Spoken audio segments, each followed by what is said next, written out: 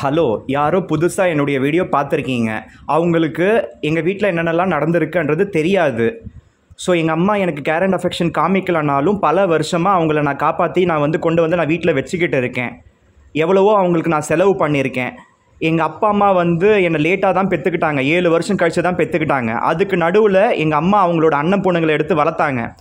அவங்க அண்ணன் பொண்ணுங்களுக்கு எங்கள் அம்மா அப்பா செஞ்சது போக நானும் செஞ்சுக்கிட்டு இருக்கேன். ஒரு காசு நான் மணி மைண்டடாக இருந்தால் அந்த மாதிரி யாருக்கும் நான் உதவ மாட்டேன். ஒரு 15 லட்சம் ரூபாய் நான் கடனை வாங்கி கொடுத்துருக்கேன். எங்கள் அம்மா என்கிட்ட சொன்னாங்க, யாருக்கும் ஒரு பைசா கொடுக்காதடா, கடைசியில் நீ தாண்டா கஷ்டப்படுவேன்னு சொன்னாங்க.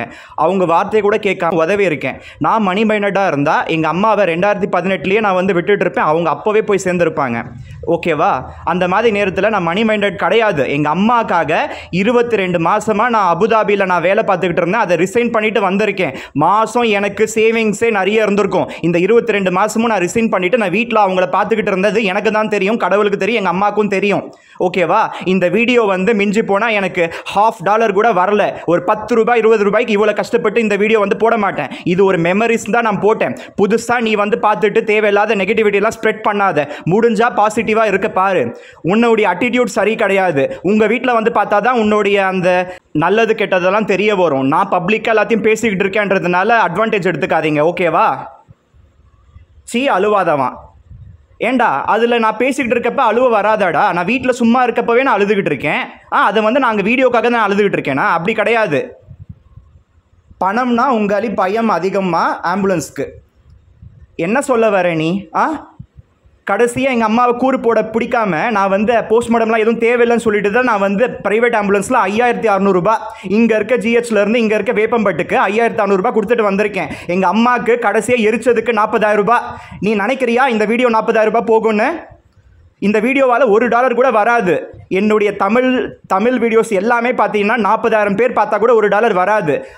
அத்தனை பேர் கண்டுபட்டு அந்த ஒரு 50 ரூபாய் 100 ரூபாய்க்கு எவனும் கஷ்டப்பட மாட்டான். புரிஞ்சுக்கோங்க. நான் எது செஞ்சாலும் அதில் மெசேஜ் இருக்கும். காசுக்காக பண்ணுறவன் நான் கிடையாது.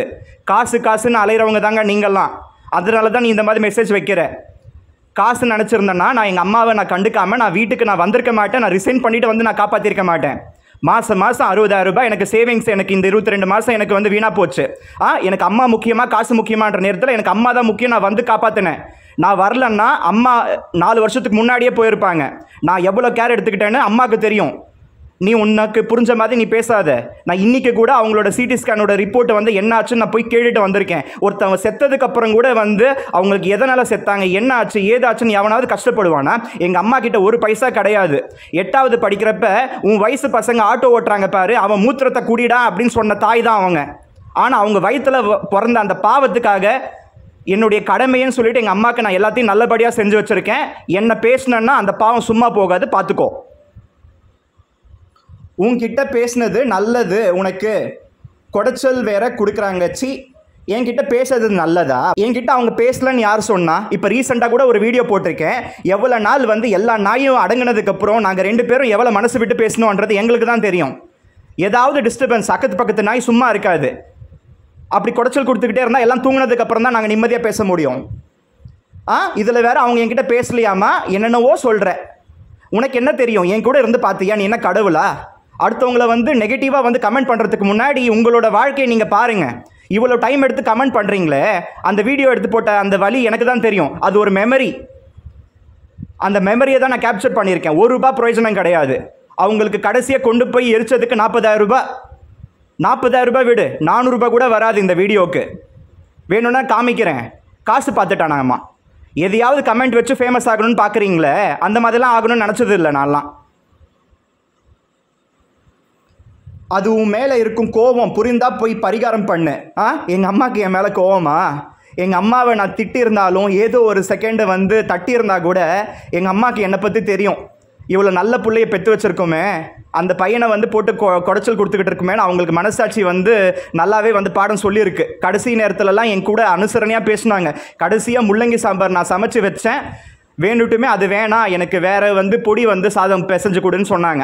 நான் சொன்னேன், என்னம்மா எப்போ பார்த்தாலும் இப்படியே இருக்க, நான் சொல்கிறது தான் நீ செஞ்சாகணும்னு சொல்லிட்டு கடைசியாக வந்து அவங்களுக்கு முள்ளங்கி சாம்பார் கலந்து கொடுத்தேன். அவங்க சாப்பிட்டாங்க, திருப்தியாக சாப்பிட்டு அதுக்கப்புறம் இன்றைக்கி கலந்து கொடுத்த மாதிரி கலந்து கொடுடா அப்படின்னு கடைசியாக அவங்க எப்பயும் ஏட்டிக்கு போட்டியாக பேசுவாங்க. கடைசியாக நான் எனக்கு அனுசரணையாக பேச ஆரம்பித்த நேரம் பார்த்தேன்னா கடவுள் அவங்களோட உயிரை வந்து பிரிச்சுட்டாங்க. யாருக்கு என்ன எழுதி வச்சுருக்கோ அவ்வளோதான். இன்றைக்கி அவங்க சிடி ஸ்கேனில் நான் பார்த்ததுக்கப்புறம் தான் தெரிய வருது, அவங்க ஒன்றும் நார்மலாக போகலை. அவங்க உடம்புல ஆல்ரெடி 1008 பிரச்சனை இருக்குது, கேன்சர் ஃபுல்லாக வந்து பரவி இருக்குது. நான் எவ்வளோ தான் காப்பாற்ற முடியும்? டாக்டர் என்ன தெரியுமா சொன்னாங்க, தனியாக நின்று இவ்வளோ நாள் வந்து உங்கள் அம்மாவை காப்பாற்றிருக்கீங்க, பெரிய விஷயம். இந்த மாதிரி யாரும் கேர் அண்ட் அஃபெக்ஷன் காமிக்க மாட்டாங்க, நீங்கள் already you have done a good job அப்படின்னு சொல்லியிருந்தாங்க. என்னவோ நீ வந்து பார்த்துட்டு கமெண்ட் வைக்கிறேன்னு கண்டதையும் வச்சுட்டு போகிற. இதுதான் திறந்த வீட்டில் நாய் நுழையாமையா போவோம், அந்த மாதிரி தான் இருக்குது உங்கள் கதையெல்லாம். டேய், வீடியோ எடுக்கிறது விடு, போய் உங்கள் அம்மாவை நினச்சி ப்ரே பண்ணு. எங்கள் அம்மாவை நினச்சி நான் ப்ரே பண்ணணுமா? 24 மணி நேரம் ஒவ்வொரு செகண்டும் அவங்களோட ஞாபகம் தான் வருதே தவிர நான் தனியாக அதுக்காக டைம் எடுத்துக்கிட்டு நான் ப்ரே பண்ண தேவையில்லை. நான் கடவுளை கூட நான் வந்து விளக்கு வைக்கிறதெல்லாம் வந்து பல வருஷத்துக்கு முன்னாடி நான் நிறுத்திட்டேன். நான் எவ்வளோ லலிதா சகஸ்ரநாமம் படித்தேன்றது எனக்கு தான் தெரியும். விஷ்ணு சகஸ்ரநாமம் கூட நான் கம்மியாக தான் படித்தேன். அந்த புண்ணியமோ என்னவோ எங்கள் அம்மா வந்து வெள்ளிக்கிழமை அதுவுமா கௌரி நல்ல நேரத்தில் எல்லா விதத்துலையுமே ஒரு நல்ல நேரத்தில் போய் சேர்ந்துருக்காங்க. அதனால் ஐயர் என்ன தெரியுமா சொல்கிறாங்க, உங்கள் அம்மா வந்து இந்த மாதிரி போய் சேர்ந்ததுக்கு அர்த்தம் என்னன்னா உங்கள் அப்பா எங்கேயோ பைத்தியமாக கூட இருக்க சான்ஸ் இருக்குது, கோமாவில் கூட இருக்க சான்ஸ் இருக்குது, ஆனால் அவர் உயிரோடு தான்ப்பா இருக்கார், இல்லைனா அவ்வளோ சீக்கிரமாக யாருக்கும் இந்த அளவுக்கு நல்ல சாவு நல்ல நேரத்துலலாம் அமையாதுன்னு சொல்கிறாங்க. அப்போ அம்மா செஞ்ச புண்ணியமோ எங்கள் அப்பா செஞ்ச புண்ணியமோ நான் படித்த புண்ணியமோ அது அப்புறம் கதை. அவங்க போய் சேர்ந்த நேரம் நல்ல நேரம். இன்னும் கூட இருந்து ரொம்ப வந்து பிரச்சனை பண்ணாமல் பையனுக்கு எதுக்கு வந்து பிரச்சனை கொடுக்கணும், அவன் தனியாக வந்து என்ன பார்த்துப்பானா அவன் லைஃப்பை பார்த்துப்பானான்னு சொல்லிட்டு அவங்க வந்து போய் சேர்ந்துட்டாங்களா என்னவோ தெரியல. இவர் அழுதாராம், போய் கண்ணீர் தொடச்சி விடுங்க. நான் என்னைக்கு தான் அழாமல் இருக்கேன்? எல்லா நாளும் தாண்டா அழுதுகிட்டு இருக்கேன். ஒரு நாளும் எனக்கு கண்ணு தொடச்சி விடுறதுக்கு யாரும் கிடையாது. என்னை இன்னும் கூட அழ வச்சு பார்க்கறதுக்கு தான் ஏகப்பட்ட பேர் இருந்தாங்க. இத்தனை பிரச்சனையிலும் நான் வந்து வாழ்க்கையில் முன்னுக்கு வந்திருக்கேன். எங்கள் அம்மா சொன்ன மாதிரி எவனோ ஆட்டோ ஓட்டினா அவன் மூத்திரத்தை நான் குடிக்க தேவையில்லை. இன்றைக்கி நான் வந்து இவ்வளோ கஷ்டப்பட்டு தன்னந்தனியாக நான் ஃபேஸ் பண்ணியிருக்கேன். யூடியூப்பில் ₹1 கூட எனக்கு வந்து வராது. நான் போட்ட எஜுகேஷ்னல் வீடியோக்கு தான் காசு வருது. அவங்க ஃபாரின்ல இருந்து பார்க்குறாங்க. அப்போ 1000 பேர் பார்த்தா கூட அதுக்கு $1 $3 வருது. இந்த மாதிரி வீடியோஸ்க்கெல்லாம் 40,000 பேர் பார்த்தா கூட $1 கூட வரமாட்டேங்குது. ஓகேவா? இதுதான் யதார்த்தம். அது யூடியூப் சேனல் வச்சுருக்க எல்லாருக்கும் தெரியும். எனக்கு காசு வராத வீடியோக்கு நான் அவ்வளோ ஸ்ட்ரெயின் பண்ணிக்க வேண்டிய அவசியம் கிடையாது. நான் எந்த வீடியோ போட்டாலும் அதில் ஒரு மெசேஜ் இருக்கும். அந்த மெசேஜ் வந்து 4 பேருக்கு போய் சேரணும். எனக்கு காசு வருது வரலான்றதெல்லாம் அப்புறம் கதை. புரிஞ்சதா? ஏதோ அந்த டெம்ப்ளேட்டில் போடுறப்ப அந்த சப்ஸ்கிரைப் பட்டன்லாம் அப்படியே இருந்திருக்கு. எனக்கு இப்போ தோணுது அந்த சப்ஸ்கிரைப் பட்டன்லாம் எடுத்து தொலைஞ்சிருக்கணும், அது மறந்துட்டு நான் போட்டுட்டேனே, அம்மா இறந்து போன வீடியோவில் சப்ஸ்கிரைப் பட்டன்லாம் எதுக்கு அப்படின்னு சொல்லிட்டு எனக்கு இப்போ தோணுது. வீடியோ எடுத்து பணமாக்கணும் சச்ச சீப்பான். ஏண்டா எவனோ என்னென்னவோ பண்ணி பணம் சேர்க்குறான். பணம் பார்க்குறதுக்கு இந்த ஒரு வீடியோ தானாடா? எனக்கு அந்த மாதிரியெல்லாம் ஒன்றும் கஷ்டம் தேவையில்லை. எனக்கு கடவுள் எனக்கு நல்ல ஒரு நாலேஜ் கொடுத்துருக்கான். என்னுடைய நாலேஜை நான் ஷேர் பண்ணிக்கிட்டாலே அதுவே எனக்கு காசாக மாறும். இந்த வீடியோ போட்டு நான் பணம் வந்து சம்பாதிச்சிட்டேன்னா சச்ச சீப் மென்டாலிட்டியாம். யாருக்கு சீப் மென்டாலிட்டி? இந்த மாதிரி கமெண்ட் வைக்கிறவங்க, நெகட்டிவிட்டியை ஸ்ப்ரெட் பண்ணுறவங்க, தப்பாக பேசுகிறவங்க, யோசிக்கிறவங்க எல்லாருக்குமே சீப் மென்டாலிட்டி. அவங்க கடைசி வரையும் அவங்களால வீட்டுக்கும் பிரயோஜனம் கிடையாது, நாட்டுக்கும் பிரயோஜனம் கிடையாது. கமெண்ட் வச்சது லேடியாக இருந்தாலும் சரி, ஜென்ஸாக இருந்தாலும் சரி, ஒருத்தர் என்ன எப்படின்னு தெரிஞ்சுக்கிட்டு பேசணும்.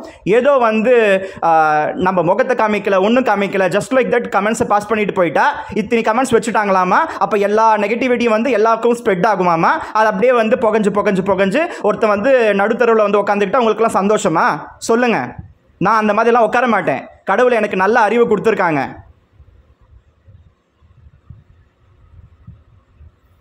டேய், இந்த வீடியோ எடுக்க எப்படி மனசு வருது? மணி மைண்டா? மணி மைண்டடா, மணி மைண்டட். எங்கள் அம்மா கிட்ட இருந்து ₹1 வரப்போகிறது கிடையாது. அவங்க போன வருஷம் கூட அவ்வளோ வந்து அட்டோடியம் பண்ணி ஏதோ கஷ்டத்தில் 2 கிராம் கம்மல் வாங்கி கொடுத்தா. இது பத்தாது, வளையல் கேட்டனே, செயின் கேட்டனேன்னு சொல்லிட்டு கேட்டு வாங்கினவங்க. எல்லா வீடியோ தான் நான் போட்டிருக்கேன். நான் நல்லது கெட்டது எல்லாம் தான் என் சேனலில் போட்டு தான் பழக்கம். எல்லாத்தையும் எடுத்து பாரு. நான் இன்றைக்கி வந்து நான் ஒன்றும் புதுசாக போட்டல. ஜனங்க இப்படியெல்லாம் இருக்காங்க. தாயாக இருந்தாலும் பிள்ளையாக இருந்தாலும் வாயும் வயிறும் வேறன்றது புரிய வைக்கணும். எல்லாருமே மணி மைண்டட் தான். என்கிட்ட காசு பிடுங்குறாங்க பார்த்தியா, சாவு வீட்டில் கூட வந்துட்டு என் கசினோட ஹஸ்பண்டும் வந்து காசு பிடிக்கிட்டு போகிறாங்க பார்த்தியா, அவங்களாம் தான் மணி மைண்டடு. நான் மணி மைண்டட் கிடையாது. நான் நல்லவன், கடவுளுக்கு தெரியும், எங்கள் அம்மாவுக்கு தெரியும். எவனோ வந்து எனக்கு வந்து இந்த மாதிரி தேவையில்லாத கமெண்ட்ஸ்லாம் வைக்க தேவையில்லை. ஃபஸ்ட்டு உங்களுக்கு யார் இந்த ரைட்ஸ் கொடுத்தா இந்த மாதிரிலாம் கமெண்ட்ஸ் வைக்கிறதுக்கு? அடுத்தவனோட கஷ்டத்தை இன்னும் வந்து பெருசாக்குறீங்களே தவிர உங்களை மாதிரி ஆளுங்களால் வந்து எவ்வளோ பிரச்சனை இருக்குது நாட்டில் ஜனங்களுக்கு. நெகட்டிவ் பீப்புளு, நெகட்டிவ் தாட்ஸு எல்லாத்தையுமே வந்து அழிக்கிறதுக்கு முடியாமல் வந்து கஷ்டப்பட்டுருக்கோம். இது எல்லாம் தாண்டி எங்கள் அப்பா எனக்கு 6 வயசு இருக்கப்போ 98 எங்கள் வீட்டை விட்டு வெளியில் போனாங்க. அப்போ எங்கள் அம்மாவோட சொந்தக்காரங்க எல்லாம் எத்தனை பேச்சு பேசினாங்க தெரியுமா? ஒரு ஆம்பளையை 4 பேருக்கு நடுவில் நிற்க வச்சு தேவையில்லாமல் வந்து மட்டம் தட்டி பேசினா எவ்வளோ குறைச்சலாக இருக்கும். நான் வந்து எல்லாத்தையும் பொறுத்துக்கிட்டு நான் வந்து சாதிச்சு காமிச்சேன். எங்கள் அப்பா எதுக்குன்னு சொல்லிட்டு உதறி தள்ளிட்டு போனார். அவர் உயிரோட இருக்காரா இல்லைன்றது கடவுளுக்கு மட்டும்தான் தெரியணும். அந்த மாதிரி நேரத்தில் எங்கள் அப்பா போனதுக்கப்புறம் எங்கள் கசினும் எங்கள் அம்மாவும் எவ்வளோ டார்ச்சர் பண்ணாங்க தெரியுமா என்ன? ஒரு சின்ன பையன், ஒரு 6 வயசு பையன்தான். நான் 2.5 வருஷம் நான் வந்து வேலூரில் கஷ்டப்பட்டேன். அவங்களோட அந்த சித்திரவதையெல்லாம் நான் வந்து சகிச்சுக்கிட்டு அதுக்கப்புறம் வந்து நான் செல்ஃப் டிஃபெண்டண்ட்டாக இருக்க ஆரம்பித்தேன். எனக்கு டாய்லெட் கழுவுறதுக்கு எல்லாம் கூட கூப்பிட்ட அவங்க வரவே மாட்டாங்க. எனக்கு எப்படி கழுவிக்கணும்னு சொல்லி கூட கொடுக்கல. கசினும் சொல்லிக் கொடுக்கல, எங்கள் அம்மாவும் சொல்லிக் கொடுக்கல. ஒரு நாள் இதுதான்டா, யாரையும் நம்பக்கூடாது, நானே டாய்லெட் கழுவிக்க ஆரம்பித்தேன். அது ஒன்று தான் எனக்கு பெரிய அச்சீவ்மெண்ட். இனி யாரும் நமக்கு தேவையில்லை, நமக்கு யார் கூப்பிட்டாலும் வர மாட்டேங்கிறாங்க, அழ வச்சு வேடிக்கை பார்க்குறாங்க. ஒரு சின்ன குழந்தைய உன்னால தான் அவங்க அப்பம் போயிட்டான், நீ வந்து அது வாங்கித்தா இது வாங்கித்தான்னு அழாமல் இருந்திருந்தா அவன் நல்லா இருந்திருப்பான் அப்படின்னு சொல்லியே பேசுவாங்க. எங்கள் அம்மா யாரையோ வளர்த்து எங்கள் அப்பன் காசெல்லாம் வந்து யாருக்கோ கொடுத்துட்டு ஊரம்பிள்ளையை ஊட்டி வளர்த்தா தன் பிள்ளை தானாக வளரும்னு சொல்லிட்டு நான் கஷ்டப்பட்டது எனக்கு தாண்டா தெரியும். இந்த மாதிரி கமெண்ட் வைக்கிறவங்களுக்கு, ஏதோ வந்து அப்படி போகிற வழியில் வந்து எதையாவது பேசிட்டு போகிறவங்களுக்குலாம் ஒன்றும் தெரியாது. நான் 2000 2001 நான் 4th ஸ்டாண்டர்ட் லீவில் வந்து இறங்குறேன். எங்கள் அப்பா பார்த்துக்கிட்ட பொண்ணு, அவங்க வீட்டில் நம்ம இருக்கலாம், அந்த கர்டசிக்கு அவங்க நம்மளை பார்த்துப்பாங்கன்னு சொல்லிட்டு தான் நான் வந்தேன். அதுக்கப்புறம் வந்து சரிப்பட்டு வராது, அங்கே லேடிஸ் தனியாக இருப்பாங்கன்னு சொல்லிட்டு நான் அவங்க வேலூரில் வந்து வெக்கேட் பண்ண வச்சேன். நான் ஜூன் மாதம் வந்து ஸ்கூல் சேர்றேன், செப்டம்பர் மாதம்லாம் அவங்கள வந்து நான் வெக்கேட் பண்ண வச்சேன். ஒரு சின்ன பையனால் வந்து ஒன்றுத்துக்கும் தேராத ஒரு இடத்துல வந்து உருப்படாமல் போகிறவங்கள மெட்ராஸுக்கு வர வைக்க முடியுதுன்னா எங்கள் அப்பா வந்து இருந்தப்பவே எங்கள் அம்மா ஏன் அதை செய்யலை? எங்கள் அம்மா அதை செஞ்சுருந்தாங்கன்னா இன்றைக்கி எங்கள் அப்பா அம்மா நல்லா இருந்திருப்பாங்க. மெட்ராஸில் எவன் வந்தாலும் பிழைச்சிக்கலாம். நான் இங்கே மெட்ராஸுக்கு வந்து கஷ்டப்பட்டு கவர்மெண்ட் ஸ்கூலில் படித்து ஸ்கூல் ரேங்க் எடுத்து மெரிட்டில் படித்து இன்ஜினியரிங் 4 லட்சம் ரூபாய் ஒருத்தனும் ஒரு பைசா கொடுக்கல. எங்கள் அம்மா மற்றவங்க மாதிரி எங்கள் அம்மா தாலியெல்லாம் விற்று படிக்க வைக்கல. அப்படி படிக்க வைக்கிற கேஸ் கிடையாது. அவங்க என்கிட்ட தான் பிடுங்குவாங்களே தவிர அவங்க எனக்கு ஒன்றுமே செய்யலை. என் கசின் ஒன்றும் செய்யலை, யாருமே எனக்கு ஒன்றும் செய்யலை.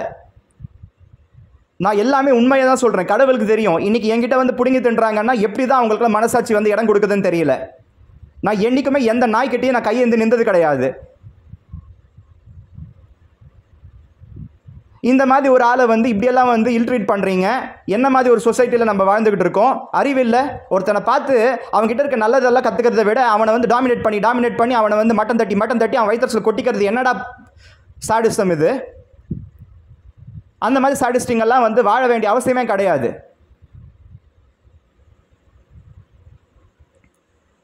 இங்கே மெட்ராஸ் வந்ததுக்கப்புறம் கூட எப்படி தெரியுமா, என்னை ஒரு வேலைக்கார மாதிரி என் கசினும் எங்கள் அம்மாவும் வந்து ட்ரீட் பண்ணாங்க. என்ன அவங்க சம்பாதிக்கிற காசு அவங்க ஃபேன்சி ஸ்டோருக்கு, அவங்க டி நகருக்கு போகிறதுக்குமே சரியாக போச்சு. அம்மா நானும் வரம்மா, டி நகருக்கு நானும் வரம்மா அப்படின்னு கேட்பேன். நீ என்னடா வருது, நீ வளர்கிற பையன், உனக்கு ஒன்றும் தேவை கிடையாது. ஒரு நல்ல துணி கூட வாங்கி போட்டது கிடையாது. வாங்கி கொடுத்துருக்காங்க, வாங்கி கொடுக்காம இல்லை. என் கசினுக்கு செஞ்சதில் 1 மடங்கு கூட எனக்கு செய்யலை. அவள் சம்பாதிக்கிற காசெல்லாம் அவளுக்கு துணிமணி வாங்கி கொடுத்தே போச்சு. அதுக்கப்புறம் அவள் கல்யாணத்துக்கு வந்து நகை கொடுத்தது பத்தாமல் அவள் கல்யாணம் ஆனதுக்கப்புறம்லாம் கூட வந்து எனக்கு தெரியாமல் நகையெல்லாம் கொண்டு போய் கொடுத்து அவங்க சேட்டு கடையில் வச்சு அதெல்லாம் கூட நான் மீட்டேன். கிட்டத்தட்ட கணக்கு போட்டு பார்த்தா 25 சவரன் வந்து வச்சு அவங்களுக்கு கல்யாணம் பண்ண மாதிரி. எவனோ பெற்ற குழந்தைக்கு எங்கள் அம்மா செஞ்சுருக்காளே, தான் பெற்ற பிள்ளைய வந்து தவிக்க விட்டு போயிட்டாலே. எங்கள் அம்மாவுக்கு இதெல்லாம் கேட்டால் கூட எனக்கு சந்தோஷம்தான். அவங்க இருக்கிறப்ப கூட நான் இந்த மாதிரிலாம் பேசுனது உண்டு. எங்கள் அம்மா தான் எனக்கு எதுவும் செய்யலை, அவங்க தான் பாவம் செஞ்சுட்டு போயிட்டாங்க. நிஜமாகவே அந்த பாவம் அவங்கள எப்படி தாக்க போதுன்னு தெரியல. என்னை பற்றி என்ன தெரியணும்னு எதுக்கு இந்த மாதிரிலாம் பேசுகிறீங்க? நான் பட்ட கஷ்டம் யாரும் பட மாட்டீங்கடா. அதில் ஒரு கஷ்டம் வந்தால் கூட நீங்கள் எல்லாம் துவந்து போயிடுவீங்க. ஆம்பளைங்கன்னு பேருக்கு தான் ஆம்பளைங்க, யாரும் ஆம்பளைங்க கிடையாது. என் முன்னாடி எனக்கு மட்டும்தான் தெரியும் இந்த சொசைட்டியில் எல்லோரும் எப்படி வந்து அலைஞ்சிக்கிட்டு இருக்காங்கன்னு. நான் பார்த்த ஒரு உலகத்தை யாரும் பார்த்துருக்க மாட்டாங்க. சந்தோஷத்துக்கு ஒரு ஆம்பளை கூட வந்து செஞ்சுட்டு போயிடுறான், பொண்டாட்டியாக படுக்கிறானுங்க. ஒரு ஆம்பளை கூட ஆம்பளையோட பொண்டாட்டியாக படுக்கிறானுங்க. அவனுங்களுக்கு அவ்வளோ சம்பளம், நல்லா வந்து லட்சணமான ஒரு பொண்ணை கல்யாணம் பண்ணி வச்சுருக்காங்க. எனக்கெல்லாம் நான் ஆசைப்பட்டேன், எனக்கெல்லாம் அமையலை. எல்லாருமே வந்து காசுக்காக என்னென்னவோ பண்ணி பிழைக்கிறாங்க. எனக்கு எல்லாரும் ஃப்ரீயாக தான் பண்ணானுங்க, ஓகேவா? எல்லா சந்தோஷத்தையும் எனக்கு ஃப்ரீயாக தான் கொடுத்தானுங்க. ஆனால் அந்த மாதிரி ஆளுங்க 100 ரூபாய் 200 ரூபாய்க்கெல்லாம் கூட என்னென்ன தப்பு செய்கிறாங்கன்னு பார்த்து எனக்கு மட்டும்தான் தெரியும். நான் அந்த மாதிரிலாம் கெட்டு போகணுன்னா கெட்டு போயிருந்திருக்கலாம். எத்தனை பேர் தெரியுமா, எங்கள் வீட்டில் பொண்ணு இருக்குது, வரியா படுக்கிறியான்லாம் கூட கேட்பாங்க. காசு நீ சொன்ன பார்த்தியா, மணி மைண்டடு. அந்த மணி மைண்டட் பீப்புளை நான் காலேஜ் படிக்கிறப்பே பார்த்துட்டேன். பாரிஸ் கார்னரில் நான் பஸ்க்காக வெயிட் பண்ணிக்கிட்டு இருக்கேன். அங்கே ஒரு பரதேசி நாய், அவன் லுங்கியும் ஆளும் மூஞ்சும் பார்க்கறதுக்கு அருவருப்பாக இருக்கான். வந்து கேட்குறான், எங்கள் வீட்டில் பொண்ணுங்க இருக்குது, வந்து படுக்கிறியான்னு கேட்குறான். நான் சொல்கிறேன், இன்ஜினியரிங் நான் படிச்சுக்கிட்டு இருக்கேன், நான் என்கிட்ட ஒன்றும் காசெல்லாம் எதிர்பார்க்காதீங்க, என்ன வேணும் உங்களுக்கு? கையில் வந்து அன்றைக்கி தங்க மோதிரம் போட்டிருந்தேன், இது வேணும்னா சொல்லுங்கள், நான் இப்போவே கைட்டி கொடுத்துட்றேன் அப்படின்னு சொன்னேன். அதுக்கப்புறம் மூடிக்கிட்டு போனான். இந்த மாதிரி மணி மைண்டட் இருக்க சொசைட்டியில் நான் வந்து விதிவிலக்காக இருக்கேன். என்ன மாதிரி யாரையும் நான் பார்க்கல. நிஜமாகவே நான் வந்து என்னை வசதி பேசிக்கலாம். என் அளவுக்கு நல்லவனை நான் எங்கேயும் பார்த்தது கிடையாது. எனக்கு நிஜமாகவே ஆம்பளைங்க நிறைய பேர், 96 பேர் எனக்கு வாய் கொடுத்துருக்கானுங்க. பொம்பளைங்களுக்கு நான் செய்ய வேண்டியதெல்லாம் நான் அவனுங்களுக்கு செஞ்சுருக்கேன். அதில் போலீஸ் இருக்காங்க, அட்வொகேட் இருக்காங்க, டாக்டர்ஸ் இருக்காங்க, ஏகப்பட்ட பேர் இருக்காங்க. எல்லா நேஷனாலிட்டியும் வந்து எனக்கு வந்து சாட்டிஸ்ஃபை பண்ணிட்டானுங்க. எனக்கு கல்யாணம் ஆகி அந்த சாட்டிஸ்ஃபேக்ஷன் மட்டும் தான் இல்லை, குழந்தை மட்டும் தான் பெற்றுக்கல, அவ்வளோதான். ஆனால் அவங்க எல்லாருக்குமே நான் ₹1 கூட கொடுத்தது கிடையாது. என் கேரக்டர் பிடிச்சிருக்கு, என்னை பிடிச்சிருக்குன்னு சொல்லிட்டு தான் எனக்கு செஞ்சானுங்க, ஓகேவா? நான் அந்த அளவுக்கு நல்லவன். மணி மைண்டடா, மணி மைண்டடு.